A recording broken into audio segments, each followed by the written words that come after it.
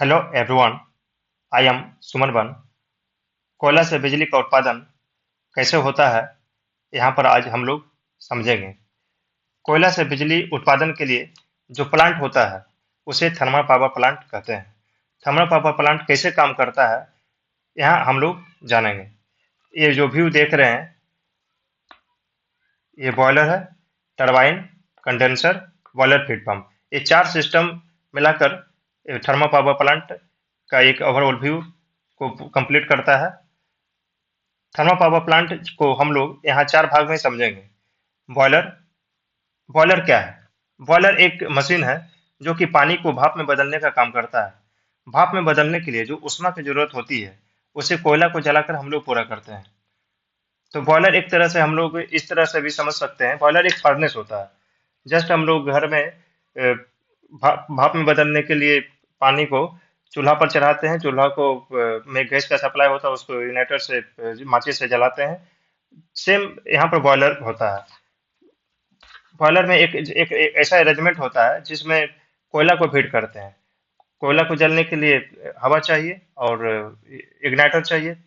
वो सारा एक ऐसा अरेंजमेंट होता है जिसमें कोयलर को पाउडर फॉर्म में उसमें फीड किया जाता है, हवा को डाला जाता है और इग्नाइट किया जाता है। कोयला जलता है, पानी को उसमें सप्लाई करते हैं। पानी का सप्लाई करने के लिए पूरा एक अरेंजमेंट होता है जो कि चारों साइड से ट्यूब के वाल के थ्रू पूरा एक अरेंजमेंट रहता है। तो पानी को फीड किया जाता है, कोयला को जलाया जाता है। सारा सिस्टम होने के बाद भाप में कन्वर्ट होता है और वो भाप टरबाइन में जाता है। और ये सब सारा सिस्टम को हम आज डिटेल के रूप में यहाँ पर समझेंगे। तो बॉयलर कैसे काम करता है, बॉयलर कैसे होता है, टरबाइन में भाप जाता है, टरबाइन कैसे काम करता है, इलेक्ट्रिसिटी जनरेट होता है, इलेक्ट्रिसिटी सप्लाई होता है। ये सारा सिस्टम को अब हम लोग देखते हैं। तो एक बॉयलर का एक ओवरऑल व्यू ये यहाँ पर दिख रहा है। बॉयलर चारों साइड से एक वाटर वाल पैनल के थ्रू कनेक्टेड रहता है। तो और एक चीज यहाँ पर एक और जानने वाली बात है, जो वाटर बॉयलर में पानी को जब सप्लाई करते हैं, ये नॉर्मल वाटर नहीं रहता है, ये डीमिनरलाइज वाटर होता है। ये डीमिनरलाइज वाटर को आगे हम लोग समझेंगे कि क्या होता है, ये कैसे बनता है। तो डीमिनरलाइज वाटर को ये बटम हेडर ये है, इसमें सप्लाई किया जाता है। ये डीमिनरलाइज वाटर बटम हेडर में जब आता है उसके बाद ये वाटर वाला पैनल ये सब है, ये अपवर्ड की ओर जाता है। मेरा डिमलाइज वाटर, डीएम वाटर, ये सब सारा फिर यहाँ पर कॉइल वॉइल लगा रहता है। कॉइल लगा हुआ है। ये इंटरमीडिएट हेडर है, टॉप हेडर है। ये बॉयलर का एक अरेंजमेंट है। ये बॉयलर का एक अरेंजमेंट है। Bottom header, middle header, top header, ये कॉइल सब है। हम्म, आगे हम लोग देखते हैं। ये सारा सिस्टम में डीएम वाटर गुजरने के बाद ये जो भाप जनरेट होता है, भाप जनरेट होता है यहाँ पर। और ये भाप में टरबाइन में आता है। अब टरबाइन में जब भाप जाता है तो क्या होता है, उसको हम लोग आगे देखते हैं। अच्छा, यहाँ पर कोयला बॉयलर में आता है। ये बॉयलर में कैसे आता है इसको भी हम लोग यहाँ पर समझेंगे। कोल यार्ड होता है जहाँ पर ट्रेन से कोयला आता है। ये कोयला कोयला हैंडलिंग प्लांट में आता है। कोल हैंडलिंग प्लांट में कोयला आने के बाद कोल यार्ड में कोयला रॉ मटेरियल जहाँ पर से कारखाना निकलता है, फिर कोल ट्रेन से जो कोयला आता है बड़ा बड़ा टुकड़ा में रहता है। ये बड़ा बड़ा टुकड़ा कोल हैंडलिंग प्लांट में जाता है जहाँ पर छोटा छोटा टुकड़ा में उसको तोड़ा जाता है। बहुत सारा इक्विपमेंट मशीन लगा रहता है। वो सब तोड़ने के बाद एक गैलरी के थ्रू कोयला बंकर में आता है। बंकर में और उसको छोटा छोटा टुकड़ा में तोड़ा जाता है। वो छोटा छोटा टुकड़ा कोयला मिल में आता है। मिल मतलब एक तरह चक्की है, आटा चक्की जो होता है उसे चक्की होता है। जहाँ पर गेहूं को छोटा छोटा मतलब पिसा जाता है, उसी तरह मिल में कोयला को भी पिसा जाता है। वो कोयला पाउडर फॉर्म में कन्वर्ट हो जाता है और वही कोयला पाउडर फॉर्म में जो कन्वर्ट होता है उसको बॉयलर में भेजा जाता है। ये बॉयलर है। इस बॉयलर में कोयला को भेजा जाता है। तो मिल से कोयला, मिल से जो कोयला मेरा बॉयलर में आता है, इसको जो प्रेशर को जो मेंटेन किया जाता है, एक आईडी फैन होता है, नहीं पीए फैन होता है, पीए फैन होता है। इस पीए फैन से मिल में एयर दिया जाता है। इस एयर का प्रेशर के प्रभाव से ही ये जो कोयला का पाउडर फॉर्म है बॉयलर में आता है। तो पीए फैन का क्या काम हो गया?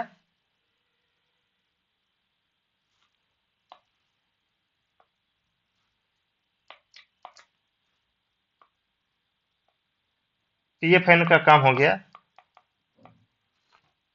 प्रेशर को क्रिएट करना, मिल में पाउडर फॉर्म में जो कोयला है उसको बॉयलर में भेजने के लिए।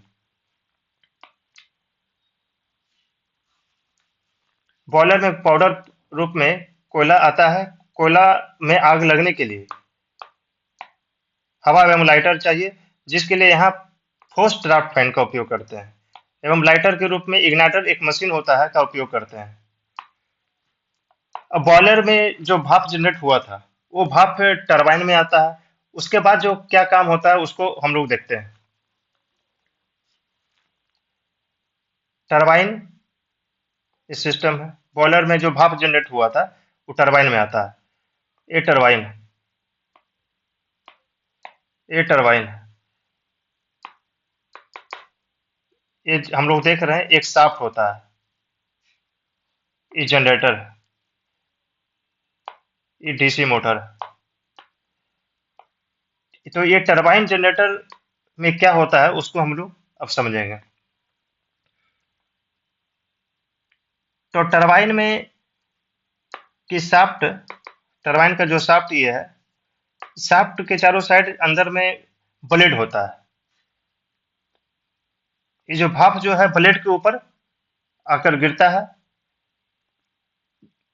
भाप का जो एनर्जी जो होता है, kinetic energy, potential energy, heat energy, उसके प्रभाव में आकर टरबाइन का जो ब्लेड है वो घूमता है।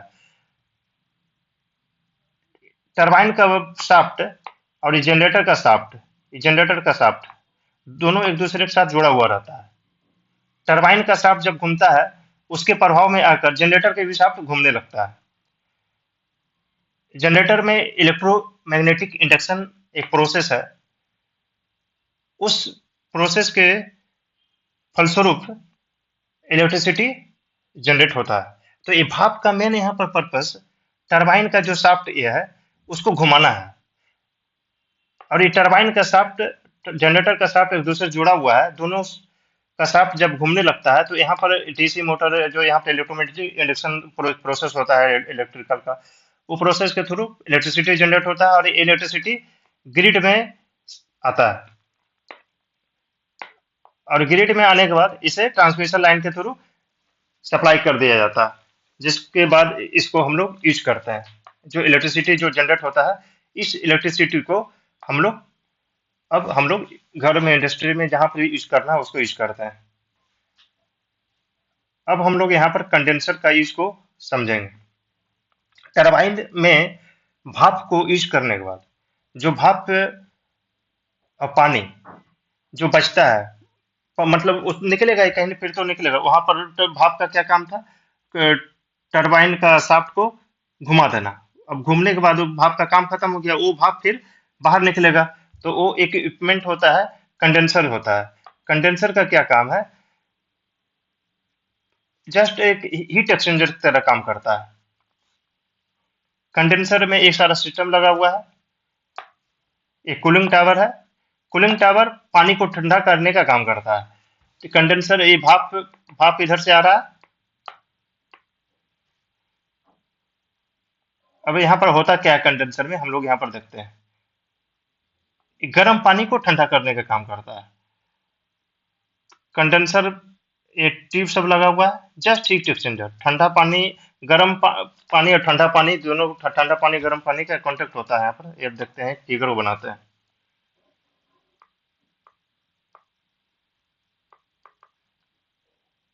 भाप है, ये ठंडा कोल्ड वाटर जा रहा है। ये एक दूसरे का कांटेक्ट हुआ तो क्या हुआ, भाप का हीट जो है गर्म ठंडा पानी लिया, इसमें हीट का ट्रांसफर हो गया। तो कंडेंसर में एक ऐसा अरेंजमेंट लगा हुआ है जिसमें टरबाइन का जो भाप और गर्म पानी जो है, ये कूलिंग वाटर के थ्रू जो पानी, ठंडा पानी आ रहा है, वो दोनों का कांटेक्ट होता है, और कंडेंसर का जो पानी, भाप का जो हीट है, वो ठंडा पानी, कूलिंग वाटर वाला जो ठंडा पानी वो लेता है, और फिर हीट ट्रांसफर होता है, हीट को एब्जॉर्ब करता है। तो फिर ये यहाँ से कंडेंसर से फिर हीट का रिमूवल हुआ, फिर एक वाटर, भाप जो है वाटर में कन्वर्ट हो गया।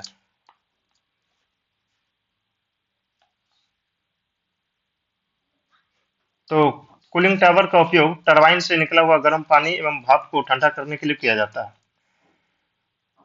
आगे हम लोग देखते हैं, बॉयलर में जो पानी उपयोग करते हैं वह डिमोलाइज पानी होता है, जो कि साधारण पानी को एक विशेष तकनीक के द्वारा प्रक्रिया करके बनाया जाता है। तो आगे जो पीछे पीछे हम लोग जो बात किए थे, बॉयलर में जो नॉर्मल वाटर का यूज नहीं करते हैं, वहां पर डिमिनरलाइज वाटर का यूज किया जाता है। डिमिनरलाइज वाटर को कैसे बनाया जाता है, उसको हम लोग यहाँ पर देखते हैं।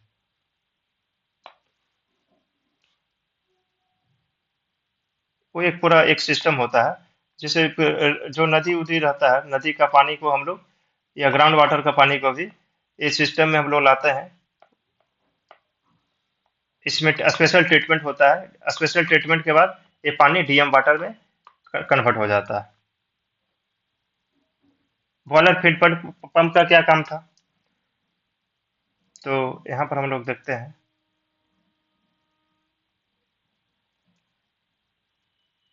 This is boiler, this is turbine.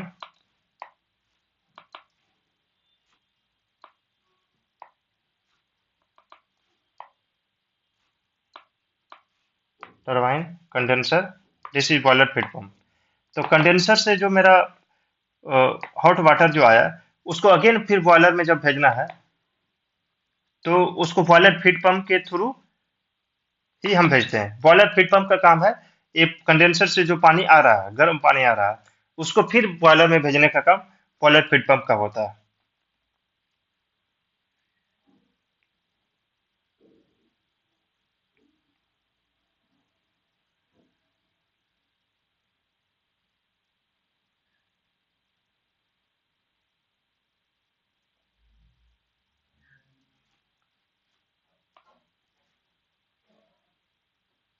तो बॉयलर फीड पंप इसका काम बॉयलर में डिमिनराइज पानी को भेजना होता है।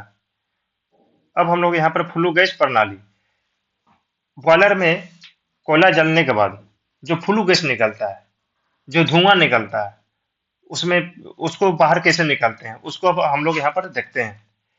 तो बॉयलर में कोयला जलने के बाद जो फ्लू गैस में क्या क्या होता है, CO2 होता है, SO2 होता है, NO2 होता है, आस होता है, अन्य अदर गैस होता है। उसको हम बाहर कैसे निकालते हैं, उसको हम लोग देखते हैं। तो ये बॉयलर है। बॉयलर से जो धुआं जो निकला, जो फ्लू गैस निकला, वो डक्ट के थ्रू, ये डक्ट है, डक्ट के थ्रू APH में आता है, एयर प्रीहीटर एक सिस्टम है, उसको भी आगे हम लोग समझेंगे। APH में आता है, APH से डक्ट का कनेक्शन ESP से रहता है, ESP में आता है, ESP टू ID फैन से चिमनी में आता है, चिमनी के बाद फिर ये एटमॉस्फेयर में बाद में बाहर में छोड़ दिया जाता है।